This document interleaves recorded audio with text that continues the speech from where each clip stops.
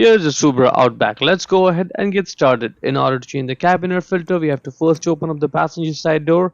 Then we have to open up the glove box. Whatever we have in the glove box, we have to take it out because we'll be taking the glove box down. Now, first thing we'll do is on the side there's this dampener arm. Just grab the arm and pull it off that clip and then push it to get it out of the way. Now there's a stopper on each side. One over here, another one over there. We have to squish the glove box in to get the stopper out of there, so that way we can get the entire glove box down and out.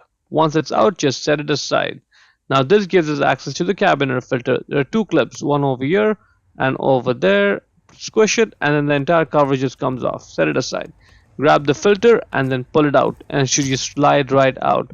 Right over there.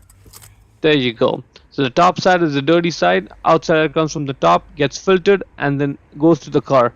Check the link in description to buy the new one from Amazon for yourself. And when you put the new one in, make sure the airflow directions from top to bottom.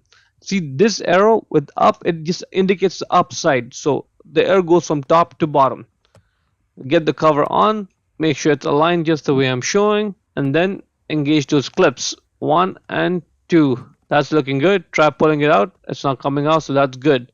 Now this cutout on the glove box, it aligns with those hinges which are right there. So to get it on, make sure the glove box is sort of parallel to the floor and then push them on. This is how it goes on. Good. Alright, now just give it a firm push and then the stoppers will engage.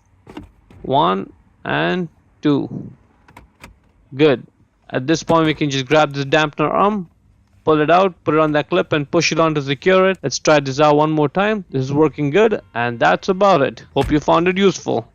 Before we go, let me give a quick shout out to Naya Motors Inc. for letting us use the car today to film the videos. They are a used car dealer here in Ottawa, Canada. Check out the link in description for their entire inventory.